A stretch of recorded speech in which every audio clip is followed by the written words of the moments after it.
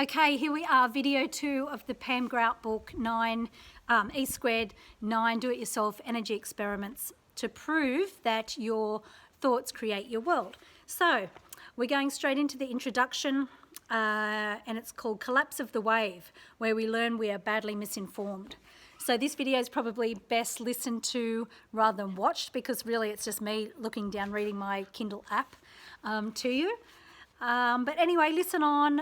Love to hear your thoughts, and any comments you have, drop them in the comments below, because I'm really excited to hear what you guys think. I mean, I've read this book, and to be honest, I'm just excited to hear of anyone else that has done the experiments or enjoys this type of thing, and learning your view on it and your thoughts and how you think the experiments are going to pan out. So anyway, let's get onwards and upwards to the actual content of the book. So we're going to the introduction, Collapse of the Wave, where we learn we are badly misinformed. Okay, so any illusionist worth his magic wand understands that the most important ingredient in his sleight of hand repertoire is diversion. A magician diverts his audience's attention away from what he's really doing and directs it towards something else that seems crucial but of course isn't. And that's what we've done, diverted all our attention to the physical world. These sensory bluffs have caused us to miss the fact that what is invisible, what we can't see with our eyes, is actually more fundamental to life than what we do see. Quantum physics tells us that the invisible energy realm, collectively referred to as the field, or the FP, the field of potentiality as I call it, is the primary governing force of the material realm. It's the blueprint that forms reality. Indeed, we know that the universe is made of nothing but waves and particles of energy that conform to our expectations, judgments, and beliefs. Subtle energies, thoughts, emotions, and consciousness play the starring roles in our life experiences, but because they're invisible, we haven't attempted to understand them or use them in our favour. To change the world is a simple matter of changing these expectations and beliefs. It's truly that easy. To bring something into the physical world requires focusing not on what we see, but what we want to see. Good vibrations. Okay, that's the heading for the next one. I didn't just break into some song. There's a quote by Diane Collins, the author of Do You Quantum Think? And it says, El Nino of human consciousness has arrived. Okay, just say it. How can something as simple as a thought influence the world? Let me just point out that 100 years ago, nobody would have believed songs sung by a bunch of American Idol contestants could pass through brick, glass, wood and steel to get from a transmitter tower to your television set. Nobody would have believed a cell phone no bigger than the deck of cards would allow you to talk to your sister 2,000 miles away. Your thoughts, like the 289 TV channels and like your voice on a cell phone, are vibrational waves. When you hear Eminem rapping about his daughter Hailey, your eardrum is catching a vibrational sound wave. When you see Brad Pitt's cane or Madonna's single leather glove, accessories they sported at the 2012 Golden Globes, you're seeing patterns of vibrational light waves. And that's what your thoughts are, vibrational energy waves that interact and influence the FP. Now I'm going to keep referring to the FP, it's the field of potentiality. Every thought you have ever had or ever will have creates a vibration that goes out to the FP, extending forever. These vibrations meet other vibrations, crisscrossing in an incredible maze of energy. Get enough energy together and it clumps into matter. Remember what Einstein said, matter is formed out of energy. So the field of potentiality simply follows the energy you send out, and your thought vibrations draw other vibrations that match. So here's a small example. A few years ago, I wanted a potato masher. I didn't mention it to anyone. I just made a mental note that next time I go to the shop, I'm going to pick up a potato masher. That very night, my friend who was cleaning out her drawers stopped by with a couple of no longer needed cooking utensils, including a potato masher.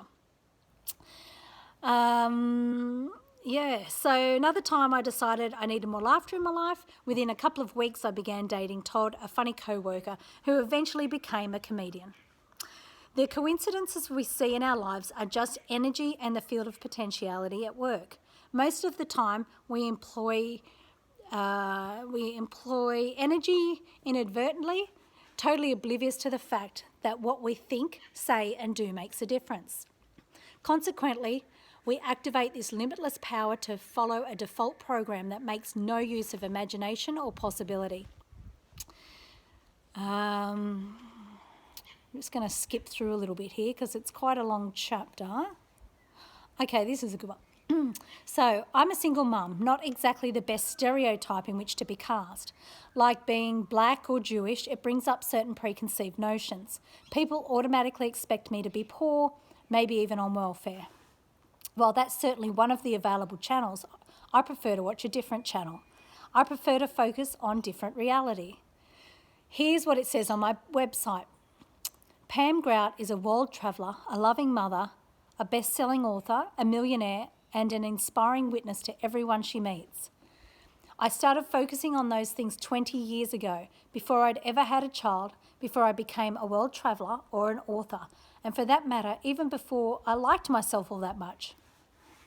Focusing on what I wanted obviously worked, because now I can proudly say that I am all but one of the above. I'll let you guess which one is yet to manifest.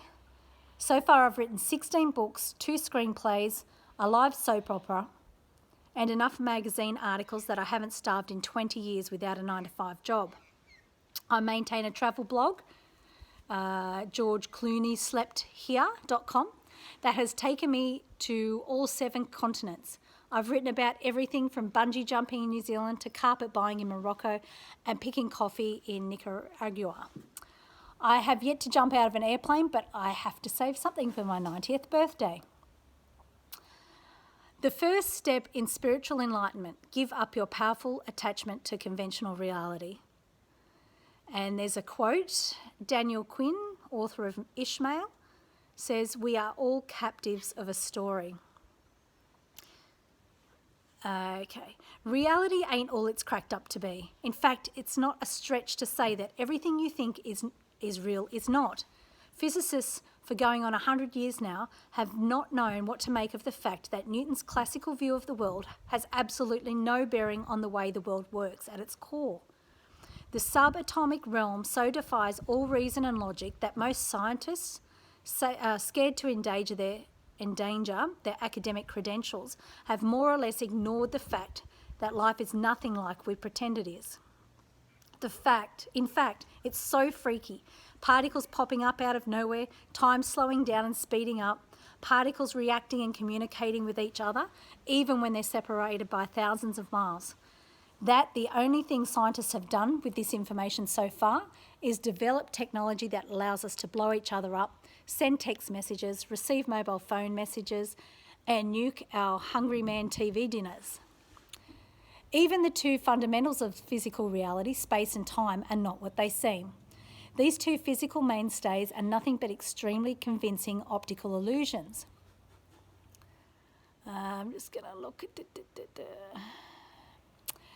physicists like Bernard D'Espagnay, God, that's a really bad pronunciation, but anyway, you don't know any different, recent winner of the $1.4 million Templeton Prize, tell us it's high time we trade in our old formulation of natural law for a radically different, more accurate view of reality, namely that consciousness itself creates the material world.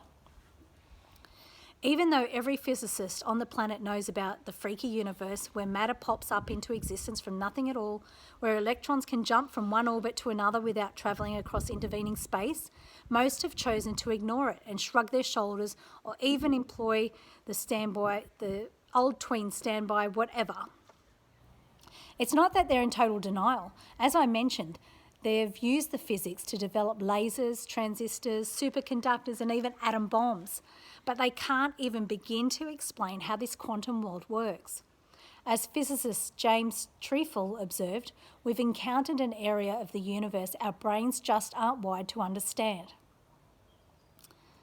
A few brave physicists are starting to acknowledge that their precious assumptions may be wrong. They're admitting that the fundamental tenets of material reality just don't hold up. Some are even brave enough to admit that consciousness itself creates the physical world. I'm just going to... Okay, I'm just skipping through because I'm going to try and minimise this as much as I can for you. So we're referring to A Course in Miracles, a self-study program in spiritual psychology that I've been practicing and teaching for 25 years, has also always advocated the idea that consciousness creates the material world. It says we humans decide in advance how we're going to experience life, that we choose beforehand what we want to see. The problem is we all look at the world with a giant chip on our shoulder. All we need to do is change the course of our crummy lives, is to get over our ongoing grudge against the world, to actively see and expect a different reality. As it is now, we devote all our time and attention, which is our consciousness, to things we don't want. But it's nothing more than a bad habit. And like any bad habit, it can be changed with conscious and deliberate effort. It is what it isn't. And there's a quote: man's concept of his world built on the experience of the five senses is no longer adequate and in many cases no longer valid. That's by Turkish-born psychiatrist Shafika Karagula. Okay, this is a good bit. So right now, the planet you call home is spinning at a rate of roughly 930 miles per hour. It's orbiting the sun at an astonishing 66,486 miles an hour. But unless you've just polished off a few beers, you probably aren't aware of any such movement. That's just one tiny example of how we distort reality. Turns out that almost all the concepts and judgments we take for granted are distortions. Very early on, say sometime around birth, our minds establish a pattern of perception and then proceed to filter out everything else. In other words, we only experience things that jibe with our very limited perception. Break time.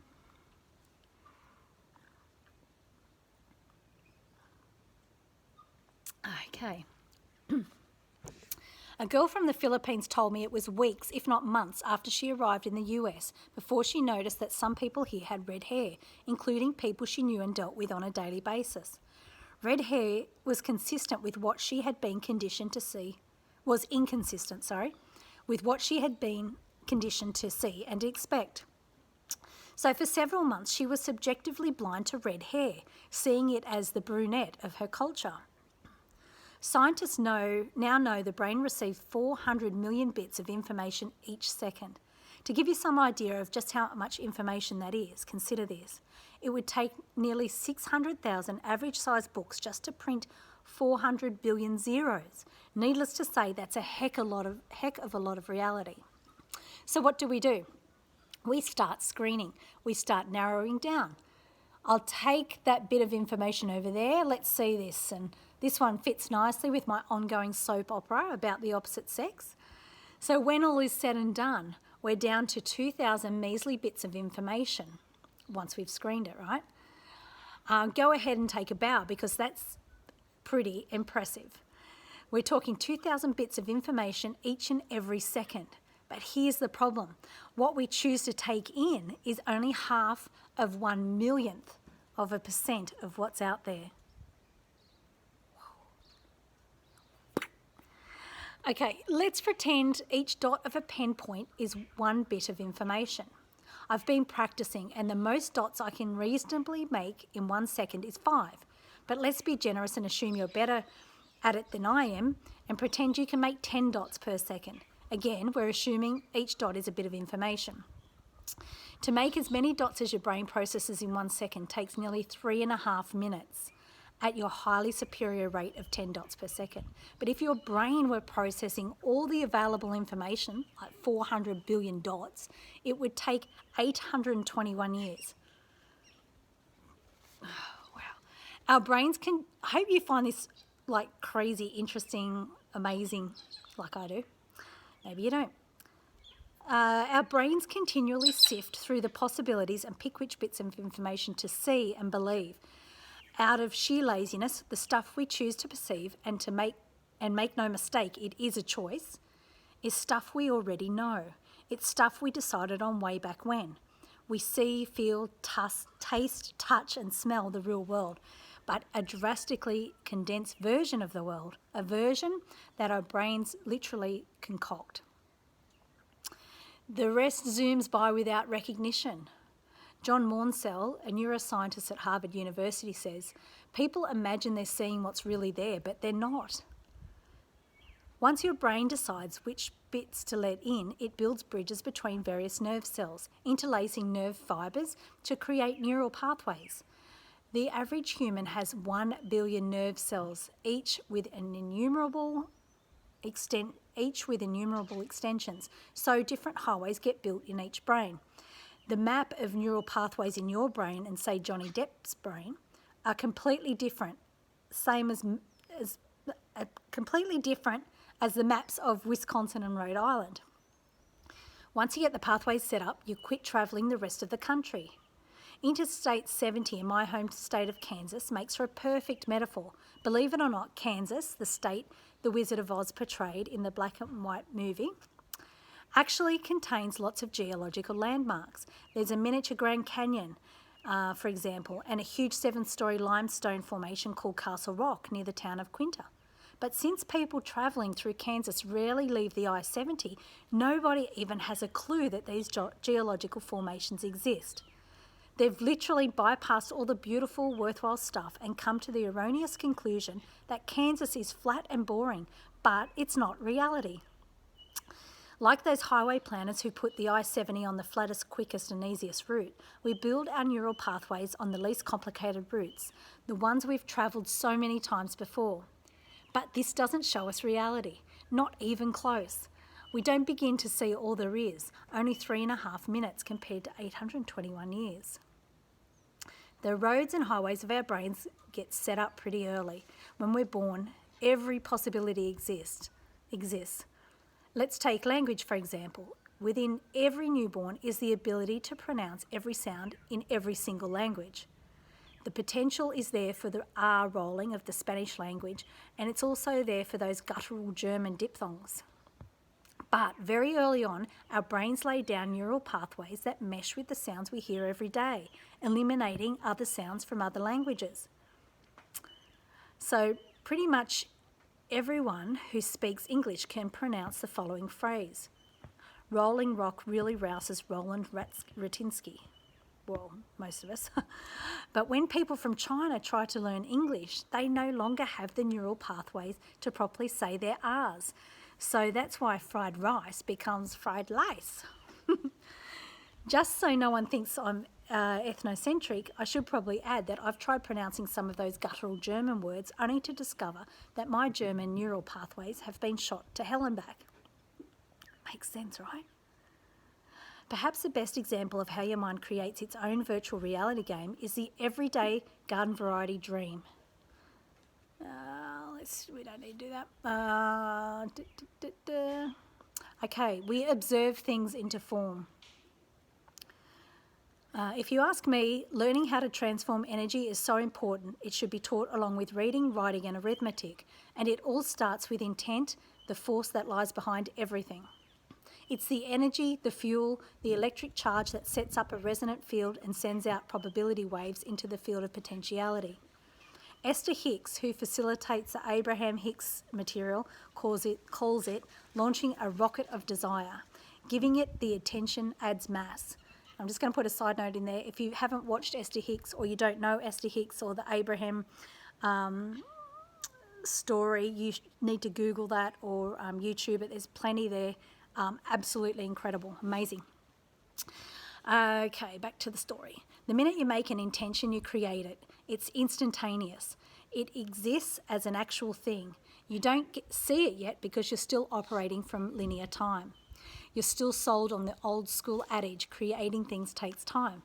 So you keep working and waiting. You keep following the 7 steps from the latest self-help book. But here's what the physicists tell us. Things in the quantum world do not happen in steps. They happen immediately. So the thing you intend, the minute you intend it, exists. But like Schrodinger's cat, a famous thought experiment devised in 1935 by an Austrian physicist, you're only aware of the reality you choose to observe. The physical manifestation remains enfolded outside your current consciousness. Cutting-edge physicists tell us that life is multidimensional, but most of us are stuck in our one-dimensional physical reality, restricted to what we experience with our five senses. What we experience with these alleged foolproof tools is tools of observation, and nothing but what we decide to look for.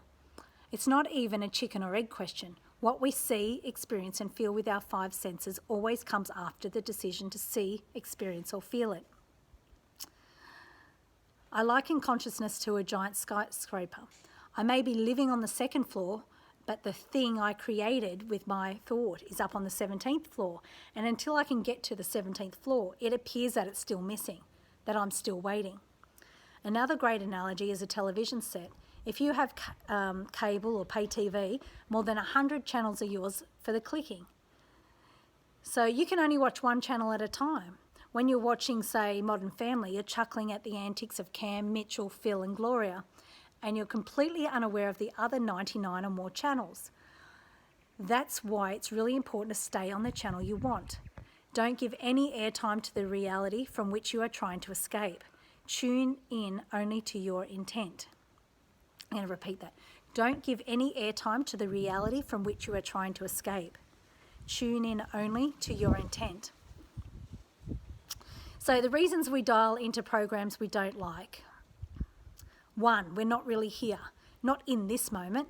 The now is the point of power. That's why it's so easy for a yogi who consciously clears out mental static to change his heart rate, pulse and other body functions.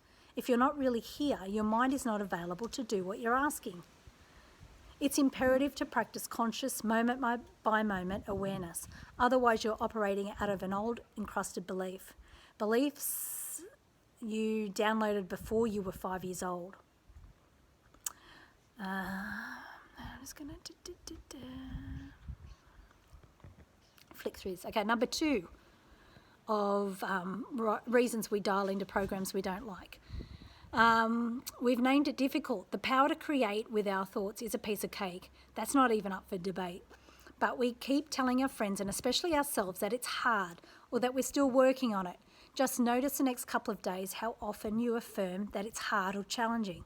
Pay attention to how often you say things have always been like that, or it runs in my family, or this is the way we've always done it, or it's in my DNA, right? We spend so much time talking about what doesn't work that we miss the whole point, namely that we have the power to create something that does. Number 3, we stalk negativity. Yes. What do we study? Disease, problems, disasters of the past. What do we prepare for? Emergencies. We love to sink our teeth into problems and ask, what's wrong? It's an old school model that sorely needs transformation. Once we begin to look for what's right, our lives begin spinning in unimaginably exciting new directions. And here's the truth. Every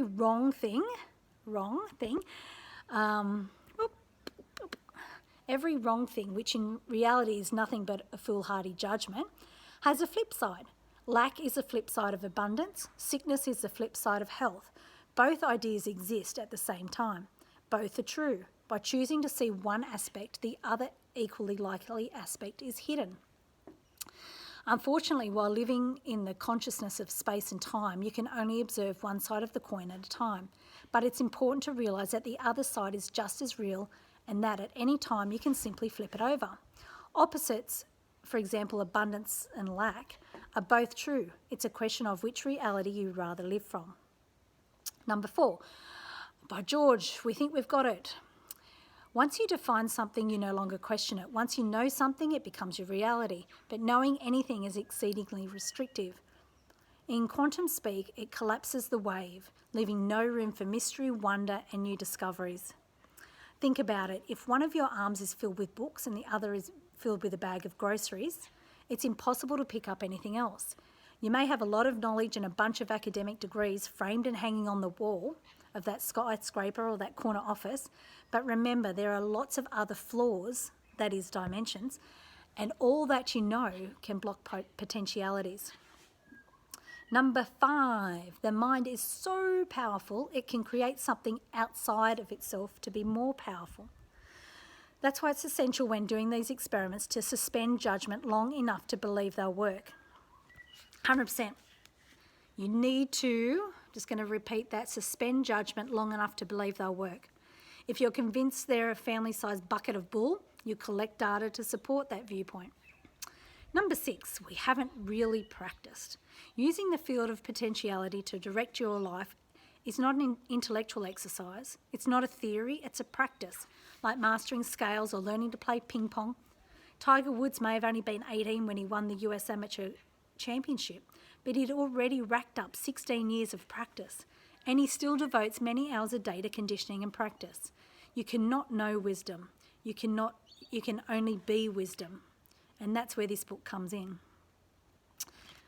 Picking another channel.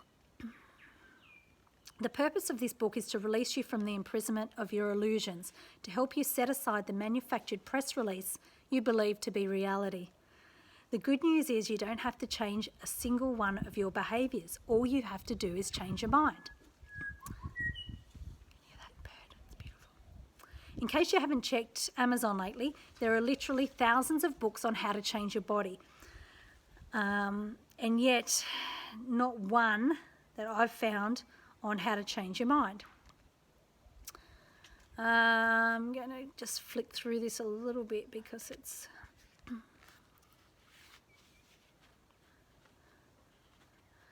Okay. Okay, all but 2 of the experiments take 48 hours or less. That's 2 short days out of 70-plus year lifespan. Even a flabby mind can commit to that. Why do I give it 48 hours? Call it the old deadline principle. When an editor gives a deadline, he or she knows to start checking for said manuscript around that time. Deadlines give us something to expect, something to look for. When you're on an unfamiliar country road looking for the green mailbox where you're supposed to turn left for your blind date's house, it helps to know it's 8.1 kilometres from the last turn. Otherwise, you start to wonder if you missed it and end up doubling back. A deadline simply jars you into paying attention. Okay, I'm going to flick through this. Talks a few little things. Okay, currently our minds are devoted to things we do not want. Our positive intentions occupy but a tiny sliver of our minds. The rest is focused on the problems we hope the intentions will eliminate. The majority of our brain power is devoted to the old beliefs of scarcity, problem relationships, and a God who shoots firebolts from heaven. The reason 99.9% of your mind is still devoted to things you don't want is because that's the world's default setting. It's what it defines as normal. The world's default setting sees news about floods and earthquakes, hears stories about your second cousin's epilepsy, and says, see what did I tell you? It's next to impossible to override the world's default setting, even though you know, at least theoretically, that another way is possible. Okay. Getting close now. Okay, let's take being broke, for example. Most of us can agree we don't want to be broke. So what do? We devote our minds to avoiding it. We work long hours, we call our stockbrokers, we read books and articles about getting rich, fully ignoring the fact that by trying to get rich, we are devoting our minds to the idea that we're not already rich. Consequently, we've decided in advance to be broke. If we simply devote our minds to feeling rich, to being grateful for all the already apparent riches in our lives, say your family, wonderful friends, being broke would disappear. We only experience it because we devote our thoughts to it. That's how powerful our minds are. I hope this is dropping in and realising, penny dropping, hopefully. I'm going to flick through that. All right. Now, like housebreaking a puppy. And there's a quote, "Everyone thinks of changing the world, but no one thinks of changing himself." That quote's by Leo Tolstoy, the Russian novelist. If your brain is anything like mine, which is prone to procrastination, easily confused and distractible, changing your mind can be downright challenging. I like to think of it like housebreaking a puppy. You just keep taking it back outside and showing it the different reality until it finally realises, wow, there's a whole big world out here, and it's a lot more fun to pee on trees and bushes than on Pam's ratty old house slippers. Your mind will be astonished by the beauty that's available when you put it on the spot. Deep peace will appear, great ideas will materialise and expand, and joy will rise up. Ooh, we're getting close now. 2 pages left. The only thing you need to do is devote your mind only to things you want. I'm going to read that again. It's important. The only thing you need to do is devote your mind only to the things you want. If you want peace, think peace. If you want love, think love. If you want the kids to be well behaved or not as cheeky, think that. Think of them being perfect little angels. If you want Jimmy Choo pumps, think Jimmy Choo pumps. Do not think about how peace looks impossible, or that love seems fleeting, or that there's no money in your bank account for the pumps. Keep your mind focused only on what you want, and any time that puppy starts heading towards those slippers, pick it up and take it out the back. Okay, and we're going to finish with a little bit by Charles Proteus Steinmetz, who's an inventor of the alternating current motor. He says, "The greatest discovery and development of the coming years will be along spiritual lines. Here is a force which history clearly teaches has been the greatest power in the development of man and history, and yet we have been merely playing with it and have never seriously studied it as we have physical forces. Someday people will learn that material things do not bring happiness and are of little use in making men and women creative and powerful. Then the scientists of the world will turn their laboratories over to the study of the spiritual forces. When this day comes, the world will see more advancement in one generation than it has in the last 4. So that's it. The next video will be the preliminaries and just giving you a bit more on the science basics and a couple of ground rules before moving into the experiments. So your next video is video 3. And I'll see you there, and looking forward to any comments or thoughts or anything you have that you'd like to share. Pop some comments below, and I'll see you next video. Bye.